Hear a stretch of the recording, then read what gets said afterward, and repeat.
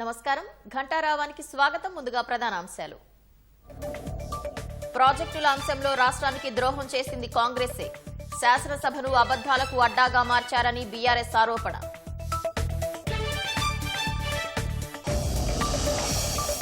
రాష్ట్రానికి నీరందిస్తున్న ప్రాజెక్టులన్నీ కాంగ్రెస్ కట్టినవే. కాళేశ్వరం 3 ఏళ్లకే కూలిందని నేతల ఎద్దేవా.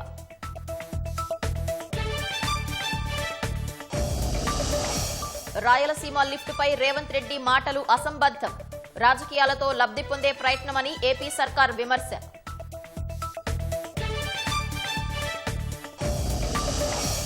(2036) ఒలింపిక్ క్రీడల నిర్వహణకు సంసిద్ధం. క్రీడాకారులకు సదవకాశాలు కల్పిస్తామన్న ప్రధాని.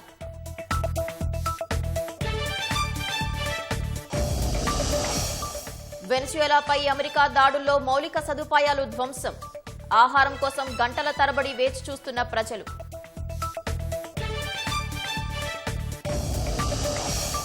అశ్లీల కంటెంట్ పై ఎలాన్ మస్క్ కీలక ప్రకటన. అప్లోడ్ చేసే ఖాతాలు శాశ్వతంగా తొలగిస్తామని హెచ్చరిక.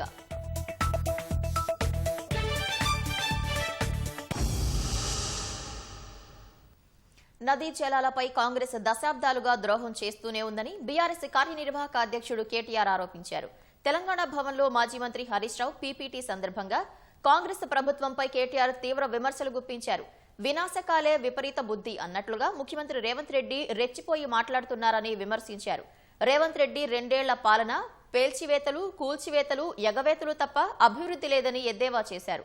ప్రాణాలు పణంగా పెట్టి తెలంగాణ సాధించిన కేసీఆర్ ను అనరాని మాటలు అంటున్నారని మండిపడ్డారు.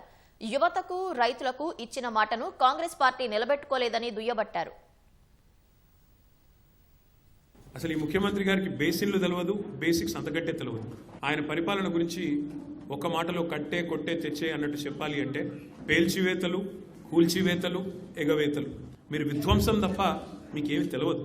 దానికి వంతపాడుతున్నది ఈ దిక్కుమాలిన ప్రభుత్వం. ఉరిదీయాలని మాట్లాడుతున్నావు. నీ రాహుల్ గాంధీని ఉరిదీయాలి. ఎక్కడ? అశోక్ నగర్ నడి చౌరస్తాలో 2 లక్షల ఉద్యోగాలని చెప్పి మాట తప్పినందుకు రాహుల్ గాంధీని ఉరిదీయాలి. రైతులకు రుణమాఫీ చేస్తా అని చెప్పి మాట తప్పినందుకు వరంగల్లో రాహుల్ గాంధీని ఉరిదీయాలి. బీసీలకు 42% రిజర్వేషన్ అని చెప్పి మాట తప్పినందుకు మీ నాయకత్వాన్ని, కాంగ్రెస్ నాయకత్వాన్ని, రాహుల్ గాంధీని, రేవంత్ రెడ్డిని కామారెడ్డిలో ఉరిదీయాలి. ఉరి తీసుకుంటూ పోతే 420 హామీలు ఎక్కొట్టినందుకు 420 సార్లను నీ 420 కాంగ్రెస్ పార్టీని ఉరిదీయాలి. మాజీ ముఖ్యమంత్రి కేసీఆర్ ను ఉరితీయాలన్నప్పుడు స్పందించని బీఆర్ఎస్ శాసనసభ్యులు హరీష్ రావును ఒక్క మాట అనగానే సభ నుంచి వాకౌట్ చేయడంపై తెలంగాణ జాగృతి అధ్యక్షురాలు కవిత మండిపడ్డారు. బీఆర్ఎస్ పార్టీలో హరీష్ రావు ఒక గుంపు తయారు చేస్తున్నారని ఆరోపించారు. ముఖ్యమైన బిల్లులపై చర్చ జరుగుతుంటే ప్రతిపక్షం ఉండొద్దా అంటూ ప్రశ్నించారు. జనం బాటా కార్యక్రమంలో భాగంగా సూర్యాపేట జిల్లాలో పర్యటించిన కవిత హరీష్ రావు నిర్ణయాలతో సాగునీటి ప్రాజెక్టులకు తీవ్ర నష్టం జరిగిందని ఆరోపించారు. ఈ వాయిదా వేయాలనే నిర్ణయం డెప్యూటీ ఫ్లోర్ లీడర్ గా హరీష్ రావు గారు తీసుకుంటే బీఆర్ఎస్ పార్టీలో ఇవాళ మొత్తం హరీష్ రావు గారే ఆయన ఒక గుంపు తయారు చేసుకుంటున్నారని క్లారిటీగా అర్థమైంది. పైనుంచి పార్టీ నుంచి వర్కింగ్ ప్రెసిడెంట్ గారో చెప్పినారు. నేను మాత్రం చెప్తా ఉన్నా, ఒకవేళ అట్లా అయింటే డెఫినెట్ ఇది శ్రేయస్కరమైనటువంటి పద్ధతి కాదు. ఏదైతే కృష్ణా వాటర్ మీద పెద్ద పెద్ద సభలు పెట్టాలనుకుంటున్నారో చట్టసభలో చెప్పే అవకాశం వచ్చింది. చరిత్రలో నిలిచిపోయేటటువంటి మాటలు చెప్పే అవకాశం వచ్చింది. రికార్డ్స్ ఫ్యూచర్ జనరేషన్ చూసుకునే అవకాశం వచ్చింది. అది కాదని ఆ ఇష్యూ బయట మాట్లాడతామంటే ఇది కరెక్ట్ కాదు. బీఆర్ఎస్ కార్యనిర్వాహక అధ్యక్షుడు కేటీఆర్ పై ప్రభుత్వ విప్ ఆది శ్రీనివాస్ తీవ్ర స్థాయిలో మండిపడ్డారు. అసెంబ్లీలో ముఖ్యమంత్రి రేవంత్ రెడ్డి ప్రసంగానికి కల్వకుంట్ల కుటుంబం అల్లాడిపోతుందని ధ్వజమెత్తారు. కేటీఆర్ కు అసహనం తారాస్థాయికి చేరిందని అన్నారు. కేసీఆర్ కింద పడినప్పుడు మొదట పరామర్శించింది ముఖ్యమంత్రి రేవంత్ రెడ్డి అన్న విషయాన్ని కేటీఆర్ గుర్తుపెట్టుకోవాలని సూచించారు. తెలంగాణ ఇచ్చిన సోనియా గాంధీ కుమార్ను పట్టుకుని ఉరి తీయాలని చెప్పనే మాట అంటుండంటే వాళ్ళ అసహనం ఎంత పీక్స్ కు వెళ్ళిందో ప్రజలను గమనించవలసింది కోరుతా ఉంది. తెలంగాణ అసెంబ్లీ వేదికగా తెలంగాణ ప్రజల సంపదను దోచుకున్న వారిని ఉరిదీసినా తప్పు లేదని సందర్భోచితంగా రేవంత్ రెడ్డి గారి మాటలునే తప్ప వ్యక్తిగతంగా చావును కోరుకెళ్ళోడు రేవంత్ రెడ్డి గారు గమనించండి కేటీఆర్ అని అంటున్నా. ఇప్పటికైనా మాటలు కోటలు దాటుతునే జాగ్రత్త అని చెప్తున్నా. ముందు మీ ఇంటి నుండి కల్వకుంట్ల కవిత గారు వేస్తున్న ప్రశ్న సమాధానం చెప్పండి. రండి అసెంబ్లీకని కేసీఆర్ గారు కోరుతుంది మీ కుటుంబం నుంచి వచ్చినటువంటి కవితని కదా అంటున్నాం. అవును, అవినీతి అక్రమ జరిగిన మాట వాస్తవం చెప్పండి. కవిత గారు కూడా ఆరోపణ చేస్తున్న మాట వాస్తవం కాదా అంటున్నా. తెలంగాణ భవన్లో పవర్ పాయింట్ ప్రెజెంటేషన్లో చెప్పిన విషయాలను అసెంబ్లీలో ఎందుకు చెప్పలేదని హరీష్ రావును పీసీసీ కార్యనిర్వాహక అధ్యక్షుడు జగ్గారెడ్డి ప్రశ్నించారు. మంజీరా, సింగూరు నీళ్లు తాగే కేసీఆర్, హరీష్ రావు పెద్దవాళ్లయ్యారని, ఇప్పుడేమో కాంగ్రెస్ నే తిడుతున్నారని మండిపడ్డారు. తమ రాజకీయ మనుగడ కోసం మళ్లీ ఆంధ్రోళ్లు అని మొదలుపెట్టారని ధ్వజమెత్తారు. ఇద్దరు సీఎంలు మాట్లాడుకుంటే తప్పేంటని హరీష్ రావును ఉద్దేశించి అన్నారు. అసలు ఈ తెలంగాణ గడ్డ మీద కాళేశ్వరం కట్టిన తర్వాతనే తెలంగాణ ప్రజలు నీళ్లు తాగుతున్నట్టుగా ఫీలింగ్ చూపిస్తున్నారు వీళ్ళు. అతని యొక్క ప్రజెంటేషన్ ఆయన పార్టీ ఆఫీసులో చూపిస్తున్నాడు. ఆయన ఈ ఇరిగేషన్ మీద తనకున్నంత తెలివి ఇంకోనికి లేదు. ఈయనకే ఉన్నట్టుగా ఎక్స్పోజ్ చేసుకోవడానికి నాకు ఆ ప్రజెంటేషన్ కనబడ్డది. మంజీరా డ్యామ్, సింగూరు డ్యామ్, ఈ నీళ్లు తాగినటువంటి నాయకులే ఈనాడు కేసీఆర్ ఫ్యామిలీ ఆ నీళ్లు తాగే పెద్దగా అయ్యారు. ఈరోజు కాంగ్రెస్ పార్టీనే మీరు టార్గెట్ చేసి మాట్లాడుతున్నారు. లేదు మేము ఆ నీళ్లు తాగలేమంటారా? ఈ 7,600 కోట్లు 10 లక్షల ఎకరాలకు ఇవ్వాలని ఆ రోజు కాంగ్రెస్ ప్రతిపక్షం మాట్లాడినప్పుడు నీ జ్ఞానం ఏమైంది? ఇది మర్చిన హరీష్ రావు, ఇది ఎందుకు చెప్పలేవు ఈరోజు నీ ప్రజెంటేషన్లో? ముఖ్యమంత్రి రేవంత్ రెడ్డి గారు, ఉత్తమ్ రెడ్డి గారు నిన్న అసెంబ్లీలో మాట్లాడింది చరిత్ర, నిజము. తెలంగాణ ప్రయోజనాల కోసం కూటమి ప్రభుత్వం రాయలసీమ లిఫ్ట్ పనులు నిలిపేసిందన్న రేవంత్ రెడ్డి వ్యాఖ్యలను ఆంధ్రప్రదేశ్ ప్రభుత్వం ఖండించింది. తన విన్నపం మేరకు చంద్రబాబు రాయలసీమ లిఫ్ట్ నిలిపివేశారన్న రేవంత్ వ్యాఖ్యలు అసంబద్ధమని స్పష్టం చేసింది. చంద్రబాబు కేంద్రంగా రాజకీయాలు నడుపుతూ రాష్ట్రంలోని అధికార విపక్షాలు లబ్ధి పొందే ప్రయత్నం చేస్తున్నాయని విమర్శించింది. కూటమి ప్రభుత్వం రాకముందే ప్రాజెక్టు పనుల్ని అప్పటి వైసీపీ ప్రభుత్వమే నిలిపేసిందనే విషయాన్ని బహిర్గతం చేసింది.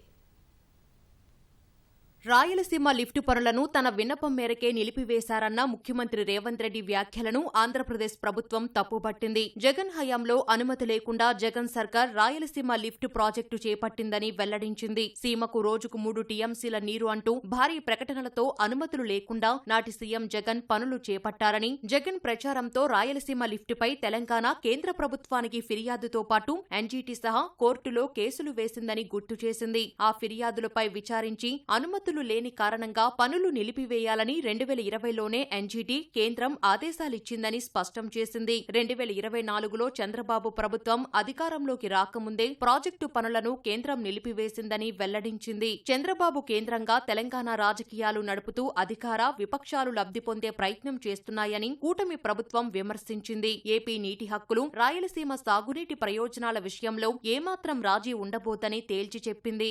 రాయలసీమ లిఫ్టు ఏర్పాటు న్యాయస్థానాల పరిధిలోకి వెళ్లినా వైసీపీ ప్రభుత్వం ఎలాంటి కౌంటర్లు దాఖలు చేయలేదని గుర్తు చేసింది. కౌంటర్లు దాఖలు చేస్తూ ఏపీ వాదనలను వినిపిస్తున్నామని తెలిపింది. గతేడాది మార్చిలోనే ఎన్జీటీలో ఏపీ జలవనరుల శాఖ కౌంటర్ దాఖలు చేయగా ఈ నెల 22న రాయలసీమ లిఫ్టు ప్రాజెక్టు అంశం ఎన్జీటీలో విచారణకు రానున్నట్లు వివరించింది. సిడబ్ల్యూసీ, అపెక్స్ కౌన్సిల్ ఆమోదం లేకుంటే పనులు చేపట్టవద్దంటూ 2020 జులైలో కేఆర్ఎంబీ స్పష్టం చేయడంతో పాటు రాయలసీమ లిఫ్టు ప్రాజెక్టుకు సంబంధించి ఎలాంటి పనులు చేపట్టవద్దని 2021లో ఆదేశించిన విషయాన్ని ఏపీ ప్రభుత్వం గుర్తు చేసింది. పర్యావరణ అనుమతులు లేనందున రాయలసీమ పనులు చేపట్టవద్దంటూ 2024లో ఎన్జీటీ ఆదేశాలిచ్చిందని ఏపీ ప్రభుత్వం పేర్కొంది.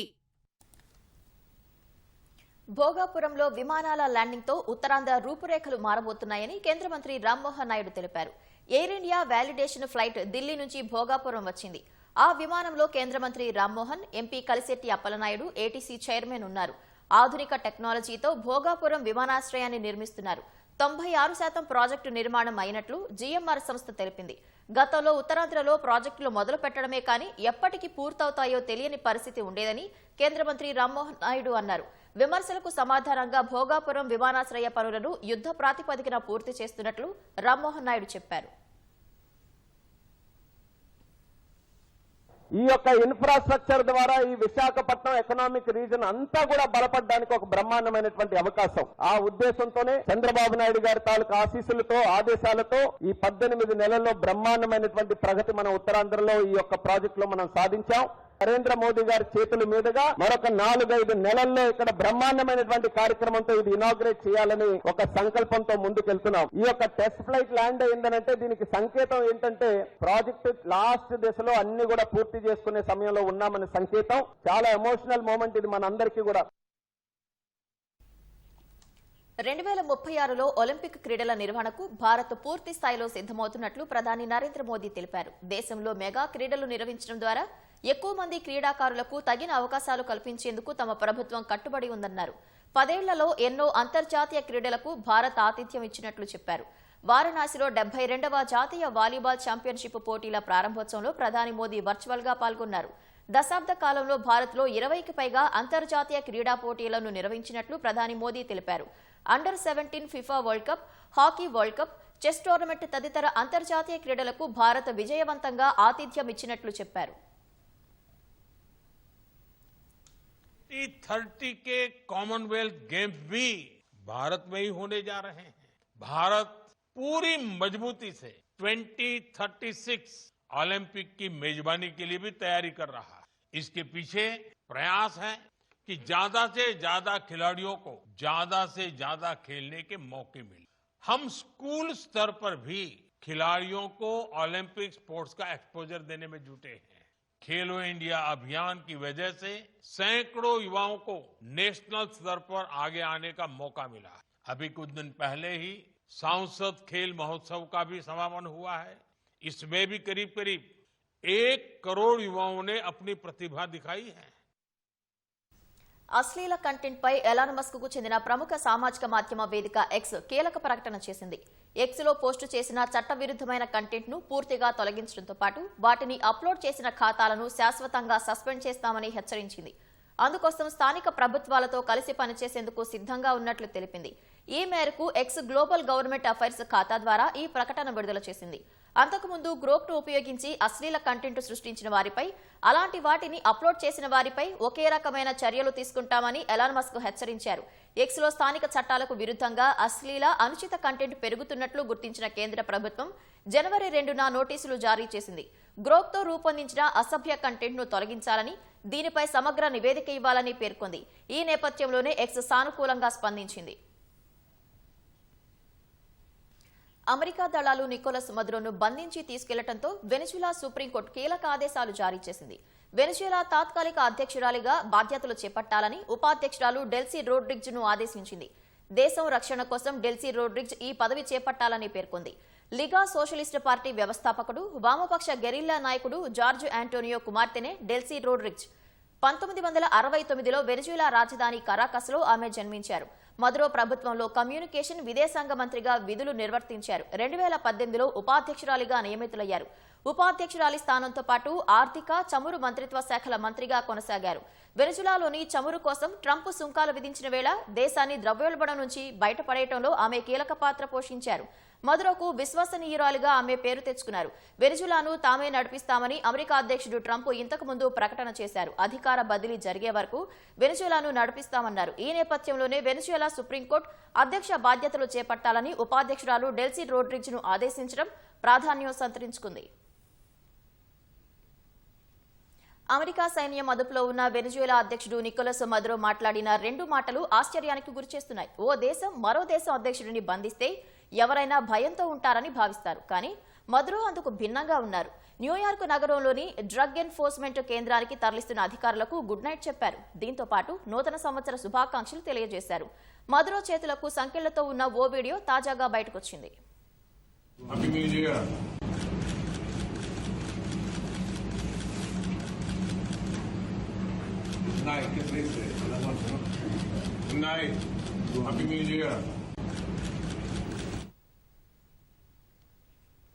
వెనిజుయలాలో అమెరికా నిర్వహించిన సైనిక చర్యను అధ్యక్షుడు డొనాల్డ్ ట్రంప్ ప్రత్యక్ష ప్రసారం ద్వారా వీక్షించారు. వెనిజుయలా అధ్యక్షుడు మదురోను అమెరికా దళాలు బంధించి తీసుకొచ్చే వరకు జరిగిన ప్రతి ఘటనను ఆయన పర్యవేక్షించారు. ఇందుకు సంబంధించిన ఫోటోలను శ్వేతసౌధం విడుదల చేసింది. ఇందులో ట్రంప్ పక్కన అమెరికా విదేశాంగ మంత్రి మార్కో రుబియో సహా ఇతర ముఖ్య అధికారులు ఉన్నారు. వెనిజుయలాలో సైనిక ఆపరేషన్ జరుగుతున్నంత వరకు ట్రంప్ జాగ్రత్తగా పరిశీలించారు. వెనిజులాపై మెరుపు దాడులను ఉక్రెయిన్ అధ్యక్షుడు జెలెన్స్కీ సమర్థించారు. నియంతలను ఈ విధంగా ఎదుర్కొన్న అమెరికాకు ఆ తర్వాత ఏం చేయాలో బాగా తెలుసన్నారు. రష్యాతో యుద్ధం ముగింపునకు చర్చలు జరుగుతున్న వేళ జెలెన్స్కీ చేసిన ఈ వ్యాఖ్యలు చర్చనీయాంశంగా మారాయి. రష్యాతో భీకర యుద్ధానికి ముగింపు పలికే దిశగా అడుగులు పడుతున్నట్లు చెప్పారు. శాంతి ఒప్పందం 90% సిద్ధమైందని, కుదిరిందని, ఇంకా 10% మాత్రమే మిగిలి ఉందన్నారు. ముఖ్యంగా రష్యా ఆక్రమిత భూభాగం అంశంపై ఎలాంటి స్పష్టత లేదన్నారు. యుద్ధం ముగింపునకు తాను అన్ని రకాల ప్రయత్నాలు చేస్తున్నట్లు పేర్కొన్న జెలెన్స్కీ భవిష్యత్తులో రష్యా మళ్లీ దాడులు చేయకుండా ఉక్రెయిన్కు భద్రతా హామీలు ఇవ్వాలని స్పష్టం చేశారు. వెనిజులాలో జరుగుతున్న పరిణామాలు తీవ్ర ఆందోళన కలిగిస్తున్నాయని భారత్ తెలిపింది. అమెరికా దాడులు తదితర పరిణామాలను నిశితంగా పరిశీలిస్తున్నామని పేర్కొంది. వెనిజులా ప్రజల శ్రేయస్సు, భద్రతకు భారత్ తన మద్దతు కొనసాగిస్తుందని తాజాగా విడుదల చేసిన ప్రకటనలో వివరించింది. ఈ ప్రాంతంలో శాంతి, స్థిరత్వాల కోసం చర్చల ద్వారా సమస్యలను పరిష్కరించుకోవాలని పిలుపునిస్తున్నట్లు విదేశాంగ శాఖ పేర్కొంది. కరాకస్లోని భారత రాయబార కార్యాలయం ప్రవాస భారతీయులతో సంప్రదింపులు జరుపుతోందని, సాధ్యమైన సహాయాన్ని అందిస్తుందని స్పష్టం చేసింది. వెనిజులా నికోలస్ మదురో, ఆయన భార్య సిలియా ఫ్లోర్స్లను వెంటనే విడుదల చేయాలని చైనా అమెరికాను కోరింది. వెనిజులా ప్రభుత్వాన్ని కూల్చివేసే ప్రక్రియను ఆపాలని, చర్చల ద్వారా సమస్యలను పరిష్కరించాలని అమెరికాకు బీజింగ్ సూచించింది. అమెరికా చర్య అంతర్జాతీయ చట్టాలు, ప్రాథమిక నిబంధనలను, ఐరాసా చార్టర్ సూత్రాల్ని స్పష్టంగా ఉల్లంఘించడమేనని చైనా విదేశాంగ శాఖ తెలిపింది. లాటిన్ అమెరికా, కరేబియన్లలో శాంతి భద్రతలకు ముప్పు కలిగించే అమెరికా ఆధిపత్య ప్రవర్తనను చైనా గట్టిగా వ్యతిరేకిస్తుందని పేర్కొంది. అమెరికా నిర్ణయాన్ని ప్రమాదకర ఉదాహరణగా అభివర్ణించిన ఐరాసా సోమవారం భద్రతా మండలి సమావేశం కావాలని కోరింది.